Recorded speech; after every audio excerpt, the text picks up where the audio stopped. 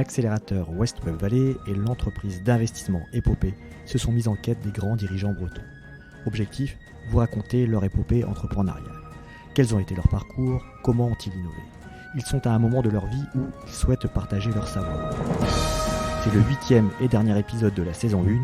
Pour ce dernier épisode, j'ai souhaité donner une coloration particulière avec non pas un fondateur, mais un brillant repreneur bâtisseur. L'épopée de Trécobat, c'est maintenant. Alban, bonjour. En quelques mots, tu es né en 1969 à Morlaix. Tu es diplômé de l'école de commerce de Brest en 1994. Tu as eu un parcours plus que cohérent dans le domaine du bâtiment et en 2009, tu croises le fondateur de Trécobat, un certain Marcel Tréguer, qui te nomme DG. Au terme de presque 50 ans d'existence, le groupe Trécobat emploie aujourd'hui 480 collaborateurs, est présent dans 5 régions au travers 22 agences, construit environ 1500 logements par an et réalise un chiffre d'affaires d'environ 150 millions d'euros. Trécobat est devenu 4e constructeur français de maisons individuelles. En 2021, tu succèdes à Marcel Tréguer à la présidence du groupe Trécobat. Première question, Alban, peux-tu revenir sur ton parcours qui t'a amené à reprendre ce groupe historique breton ? Bonjour Sébastien. Écoute, pour retracer un petit peu cette carrière dans le monde du bâtiment, après être diplômé, avec plutôt un parcours dans le monde de la finance, des stages en audit ou en banque, je prends la décision de démarrer ma carrière professionnelle en tant que responsable commercial dans une multinationale qui s'appelle Schlumberger, qui recrutait 50% d'ingénieurs, 50% d'écoles de commerce et qui les formait à ces méthodes de gestion à l'américaine. C'est une très bonne école quand on démarre dans l'apprentissage de la vie professionnelle. Et c'est des choses qui m'ont toujours marqué et que j'utilise toujours d'ailleurs dans mon mode de fonctionnement au quotidien. Volontairement du commerce parce que j'avais un profil de finance et que je voulais me bâtir un parcours de dirigeant d'entreprise qui soit assez complet en maîtrisant la finance mais en ayant aussi un certain goût pour le commerce parce que c'est somme toute ce qui fait vivre une entreprise. Cette entreprise, je grandis dedans, je deviens directeur régional, jeune directeur régional d'ailleurs à moins de 30 ans dans la région centre, je suis basé à Tours. 3 ans de ce poste, je bascule chez un des confrères dans le domaine du service, une entreprise qui est devenue aujourd'hui NG Home Service. À 32 ans, je prends le pilotage d'une région de 400 personnes, socialement compliquée, qui est déficitaire. On se pose des questions à 32 ans, est-ce qu'on fait cette bascule ? Finalement, à 32 ans, on a toute sa carrière devant soi et donc le risque est sans doute mesuré. Je prends le parti de faire ça. Je suis très impliqué dans ce poste et sans doute qu'en un an, je prends 10 ans d'expérience. Parce que finalement, dans la vie d'un dirigeant, c'est devant la difficulté qu'on grandit et qu'on a un accélérateur de carrière. Et là, très clairement, en un an, je prends 10 ans d'expérience. Au bout d'un an et demi dans ce poste, le numéro 1 et le numéro 2 du marché se fusionnent. Et là, la DGCCRF s'en mêle, abus de position dominante sur le marché français. Je suis nommé par le président du groupe pour séparer et mettre en autonomie opérationnelle le périmètre qui sera cédé, 19 agences, 267 collaborateurs, dont une partie de mes collaborateurs en région. Je monte le dossier de cession avec KPMG et de fil en aiguille dans le chemin, dans la réflexion, d'une posture de cédant, je suis dans une posture de repreneur et donc j'informe assez tôt mon président de l'intention de faire cette reprise. Alors c'est pas avec mes petites économies de l'époque, bien évidemment que je peux le faire, mais ce président a eu l'élégance de me laisser choisir mon majoritaire. Et donc c'est avec une banque d'affaires qui s'appelle la banque Lazare que j'ai repris ce périmètre, que nous avons repris, puisque nous étions plusieurs à reprendre ce périmètre. C'était en 2001, donc il y a maintenant 20 ans. Et avec un vrai projet social pour l'entreprise. C'est une entreprise de maintenance de chauffage qui s'appelle CHAM, qui est aujourd'hui une filiale d'EDF, puisque EDF a repris cette entreprise en 2006. Entre 2002 et 2009, avant de revenir chez Trécobat, j'ai fait 26 acquisitions dans le cadre de ce périmètre, donc beaucoup de croissance externe. Donc je rappelle, 267 collaborateurs au moment de la reprise, et quand je suis parti de cet ensemble, nous étions 730. Donc une grosse croissance et beaucoup d'intégration opérationnelle, un peu des sites un peu partout en France. Un actionnaire comme EDF, c'est pas dans le monde de l'entrepreneur. c'est le monde de la politique, des réorganisations permanentes. Ça m'a sans doute un peu fatigué. Et dans le cadre du groupe EDF, un jour, je suis sollicité par les dirigeants du groupe pour aller voir un constructeur qui est leader d'opinion et qui est leader d'opinion dans la performance énergétique en France, qui s'appelle Trecobat. Et donc je viens voir, avec une casquette d'EDF, casquette qui ne me ressemblait pas forcément, un entrepreneur pour parler de relations, partenariats avec le groupe. Et je fais connaissance de cet entrepreneur qui s'appelle Marcel Tréguer. On déjeune ensemble avec l'équipe, je lui raconte un peu mon parcours. Quand on arrive avec une étiquette de Parisien, puisque mon bureau était à Paris, je joue le coup de bignou, puisque je suis né à Morlaix. Mes parents habitent dans la région quimpéroise. J'ai fait mes études à Brest, donc je suis un vrai Finistérien. Et ce bignou marche, puisque 15 jours après, Marcel me rappelle en me disant je veux vous voir, mais pas avec toute votre clique d'EDF, là, venez tout seul. Je me dis c'est bien, mon coup de bignou a marché, je vais pouvoir faire des affaires. Et puis le début du rendez-vous, j'ai beaucoup de questions personnelles, je suis un peu surpris quand même de la teneur de l'échange. Et puis au bout de 5 minutes, Marcel me dit ça fait 3 ans avec mon adjoint qu'on cherche mon remplaçant et je pense qu'on l'a trouvé. Alors ça a été très direct, très cash. Alors j'étais très surpris forcément. Moi, l'entreprise que je dirigeais, j'avais une aventure humaine avec tous les cadres qui la composent, compte tenu des croissances externes que j'avais réalisées. Et ça s'arrête là, puisque finalement la proposition, je ne l'accepte pas et je continue ma vie en tant que dirigeant de CHAM. Après une réunion de stratégie à la Tour EDF, 1 an et demi plus tard, où finalement je vois bien qu'avec mon actionnaire, ça ne le fera pas. Je reprends mon téléphone, j'appelle Marcel qui me dit on n'a pas avancé sur le dossier, donc il faut qu'on se revoie. Bon, là on a fait un vrai process de recrutement et 6 mois plus tard, j'étais directeur général du groupe Trecobat. Ok, alors c'est une belle histoire, une belle rencontre. Et justement, il y a eu cette phase de transmission il y a peu. Est-ce que tu peux revenir sur ces différentes phases, comment vous avez construit tout ça? Alors il y a d'abord le point de rencontre, je suis venu chez Trecobat et dans les discussions avec Marcel, j'aurais été dirigeant salarié ou directeur général. Je crois que là où j'étais, et au sein du groupe EDF, j'avais un parcours qui était tout construit et une suite. Pour autant, en ayant été à la tête de CHAM et étant actionnaire, mon souhait était effectivement de retrouver le goût d'entreprendre, la vie d'entrepreneur et bien évidemment de contribuer à une prise de participation au capital. Donc très vite, dès le début de la discussion d'ailleurs, cette discussion a eu lieu et nous sommes rencontrés sur cette discussion qui était de reprendre le groupe de manière opérationnelle, mais avec aussi une vision et une ambition de reprendre le groupe en termes capitalistiques. Alors après, une fois qu'on dit ça, il faut écrire la façon dont les choses peuvent se faire. Il faut aussi, bien évidemment, quand on arrive dans un secteur et dans une entreprise, faire ses preuves, démontrer qu'on peut être le leader qui peut accompagner le groupe. Eh bien, on a pris 12 ans pour faire tout ça et construire ça au fur et à mesure, gréer le bateau. J'arrive en 2009, donc dès 2010, AXA Private Equity, qui était majoritaire chez Trecobat, on fait sortir AXA. On rebat le capital et finalement ce ne sont que les dirigeants et le comité de direction qui prennent la totalité du capital du groupe. Marcel Tréguer, dès 2010, perd la majorité, mais c'était volontaire. Et au fur et à mesure, je grimpe sur la tête de l'opérationnel. En 2016, une nouvelle opération pour remonter à nouveau dans le capital et continuer à évoluer sur les prises de participation et en se disant que celle d'après, ce serait effectivement la bascule pour prendre la majorité du capital et au-delà de ça, sécuriser la gouvernance du groupe pour pérenniser ce groupe et le centre de décision dans le Finistère en fait, et en tout cas donner de la visibilité à notre environnement sur ce sujet ainsi qu'à nos collaborateurs. Revenons plus précisément sur le marché de la construction.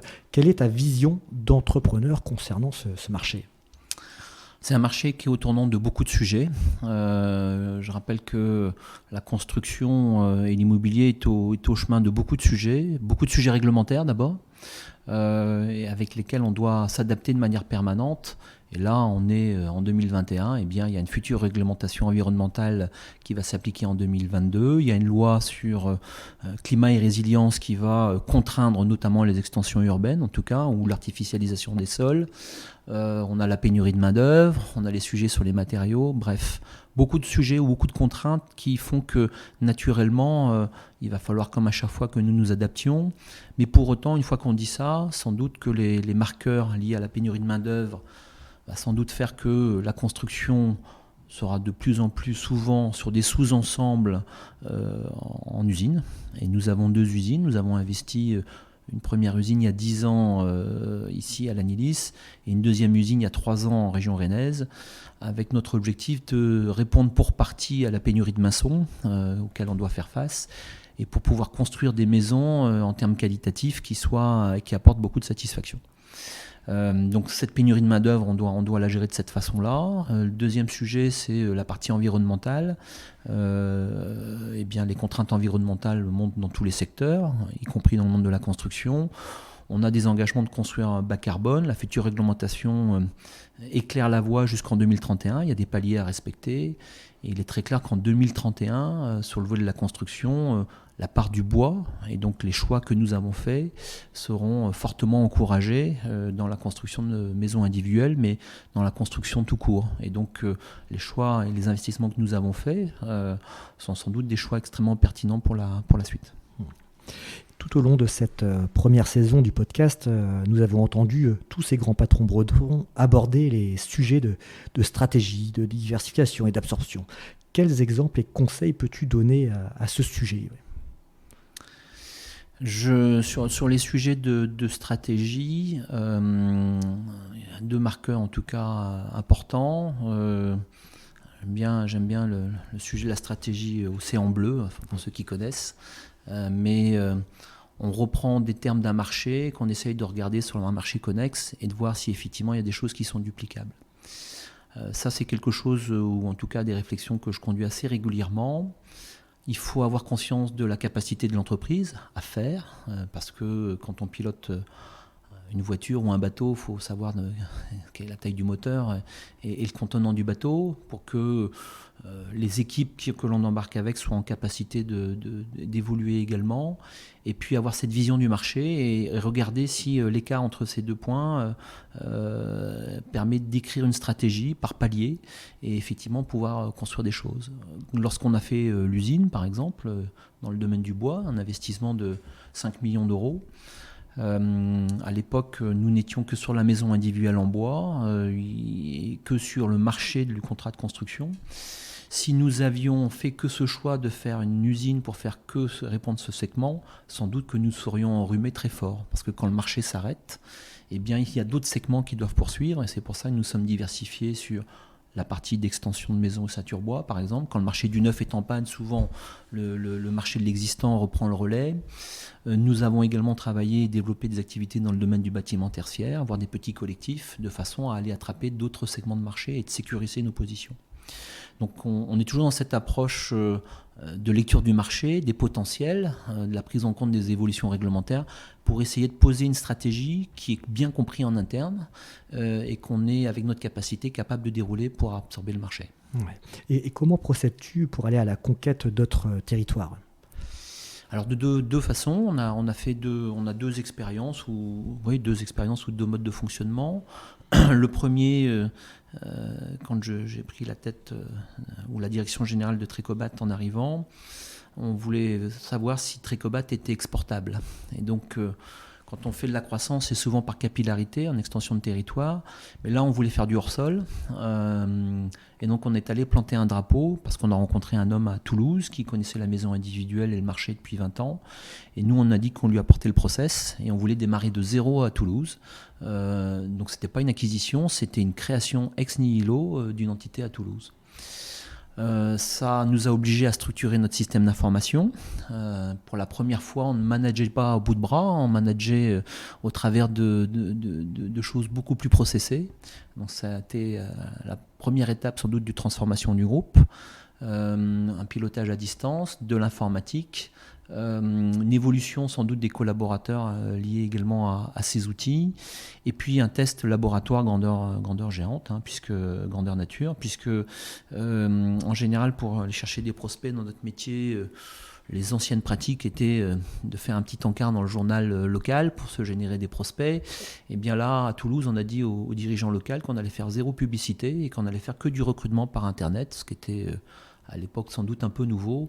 Eh bien, on lui a envoyé tellement de prospects chaque semaine qu'il n'arrivait pas à suivre. C'était plutôt une bonne nouvelle. Donc ça a été vraiment un laboratoire pour nous d'expérience, d'apprentissage et de méthodes de management qui n'existaient pas dans le sein du groupe. Donc on a fait ça. Nous avons également fait des croissances externes. On a fait une croissance externe en Charente-Maritime également. Donc on va dire qu'aujourd'hui, la croissance externe nous permet sans doute d'aller plus vite, mais elle nous coûte aussi plus cher. Et que finalement, si on a les hommes pour conduire une croissance organique et aller planter un drapeau quelque part, on met tout de suite à nos standards de mode de fonctionnement l'entreprise, et c'est des modes de fonctionnement qui nous vont bien. Donc en plus des fusions-acquisitions, Samsic, Glon, Ledu, Verlingue, le Télégramme nous ont parlé de cette culture de l'innovation. Comment contribues-tu à ce sujet depuis ton arrivée chez Trecobat?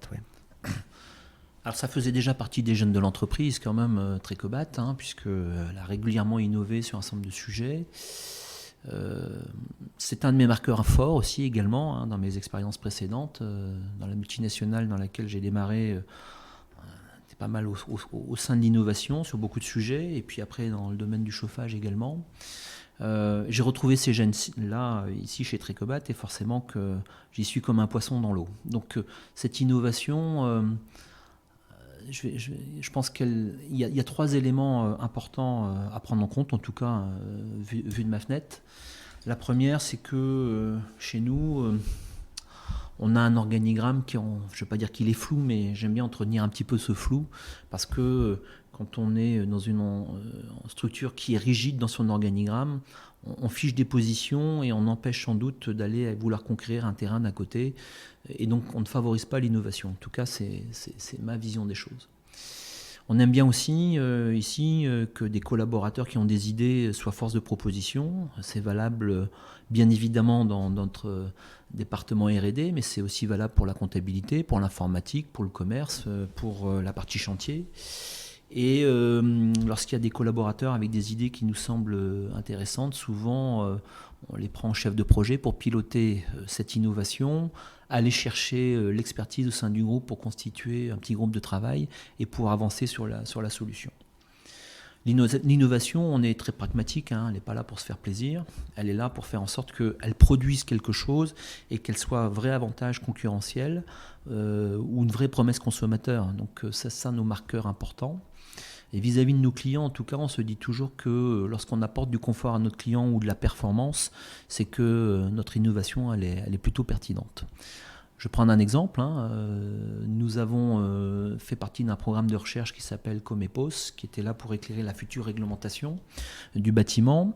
Dans ce cadre-là, nous avons travaillé avec une start-up nantaise sur la VMI, qui est une nouvelle forme de ventilation par insufflation.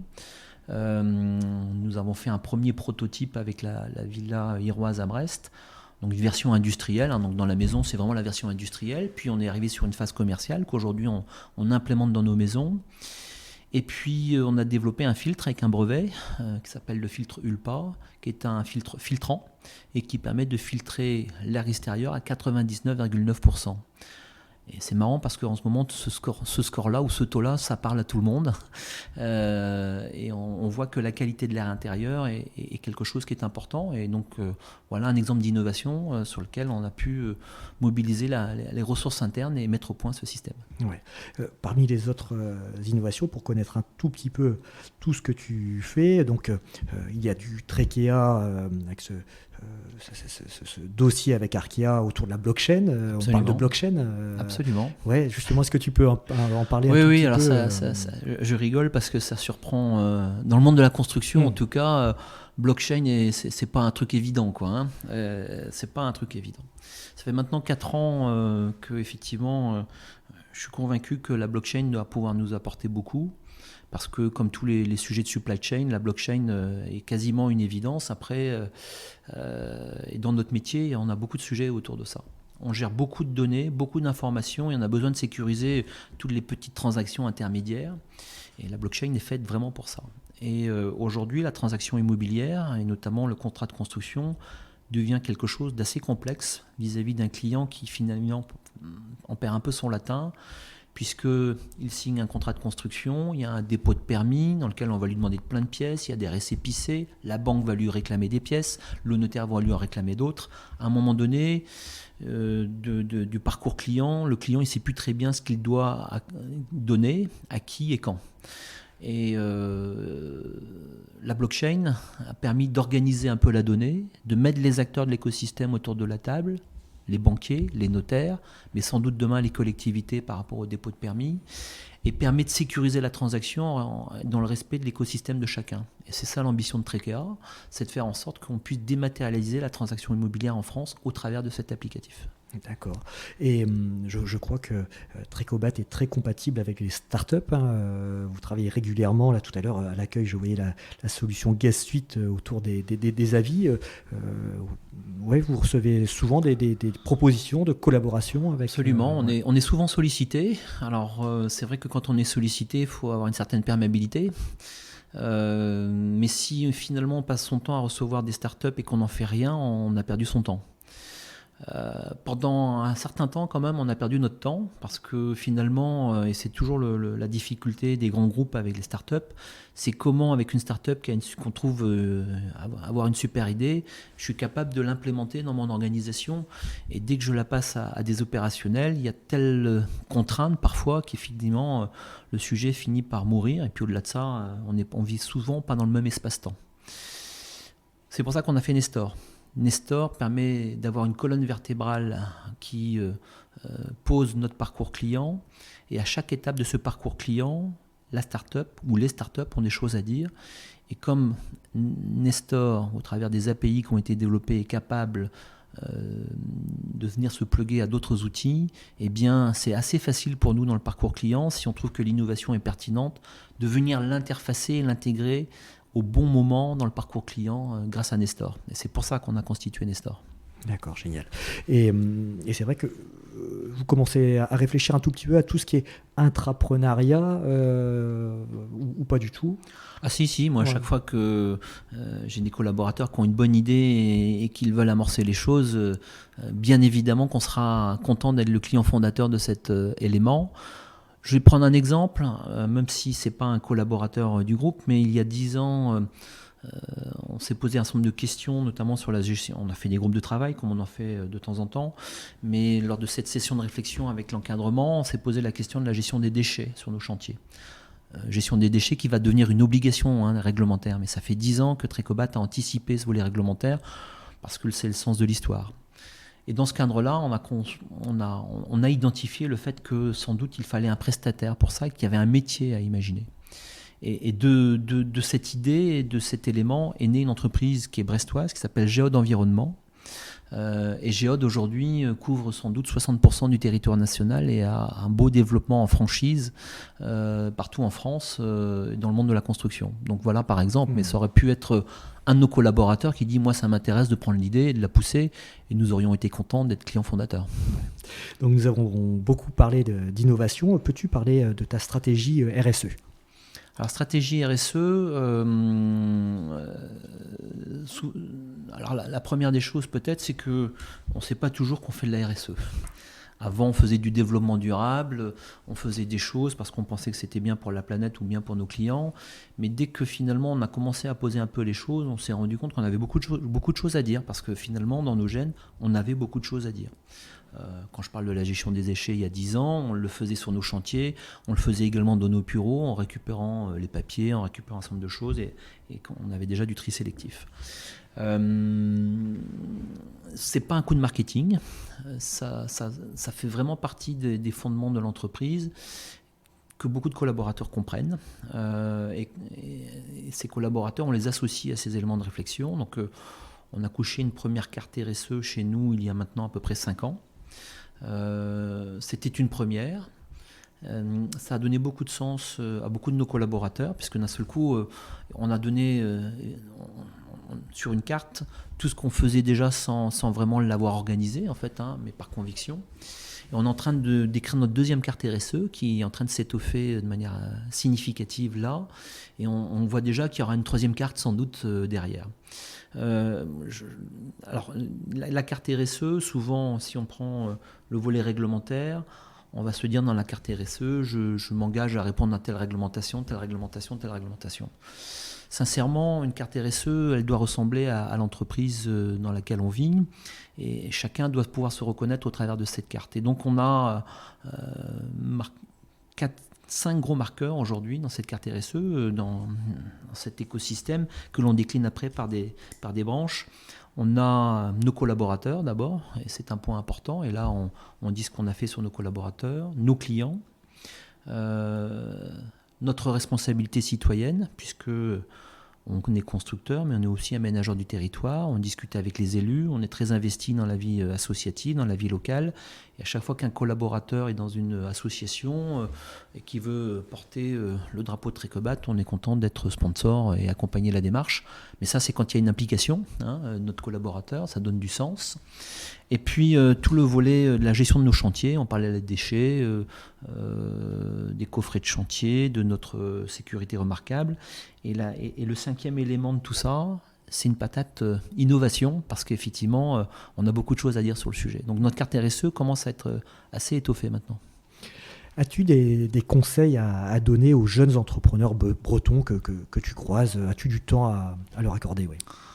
Alors, j'ai fait longtemps partie du réseau Entreprendre. Donc, dans ce cadre-là, j'ai pu être tuteur de certains entrepreneurs ou de porteurs de projets. Ça m'arrive d'ailleurs aussi de continuer à en recevoir, des porteurs de projets. Sous une autre casquette, je suis président en procédure collective au tribunal de Brest. Donc, je vois pour certains la fin du tuyau. En tous les cas, dans les conseils que je leur évoque souvent, c'est d'y aller déjà. Faut pas avoir peur. Faut pas avoir peur de l'échec. En France, de temps en temps, on a de se tromper, et si on se trompe une fois, c'est un échec, et donc il ne faut pas recommencer. Sincèrement, le métier d'entrepreneur, si à chaque fois qu'on faisait quelque chose, on gagnait, ce serait formidable, mais c'est pas ça la vie. Et on apprend sans doute beaucoup aussi de ces échecs, beaucoup, et sans doute beaucoup plus d'ailleurs. Et quand je traduis ma carrière professionnelle, c'est dans les moments difficiles qu'on apprend beaucoup. Et donc si on se trompe une fois, c'est pas grave. Le jour où on recommencera une deuxième fois, on sera sans doute plus mature avec plus d'expérience. Le deuxième sujet, c'est ne pas hésiter à échanger quand même avec son environnement et aller chercher les bonnes personnes quand on a un projet en tête. Je trouve qu'il n'y a rien de pire que l'entrepreneur qui est fermé sur lui-même avec ses convictions, parce qu'en général, ce n'est pas gage de réussite. Ça ne marche pas, ça. Pas toujours, en tout cas. Et que d'aller confronter son avis ou de sa position permet de se forger une vraie opinion, ou par rapport, de temps en temps, on voit des startups qui pivotent par rapport à une cible qu'on imaginait, on se rend compte que finalement la fléchette elle est plus au centre de la cible, et il faut réaligner un peu le sujet. Et donc ça, c'est un autre point important. Et puis le troisième point, souvent ce que je dis à des entrepreneurs qui viennent me voir, c'est que quand tout va bien et quand on démarre, il vaut mieux prendre et avoir des bonnes relations avec ses banquiers, parce que quand dans la position tout va bien, on crée des relations, alors que quand d'un seul coup on est en difficulté, qu'on voit son banquier, c'est pas forcément le bon moment pour le rencontrer. Ok. Dernière question, es-tu d'accord avec moi pour qualifier l'histoire de Trécobat d'épique ?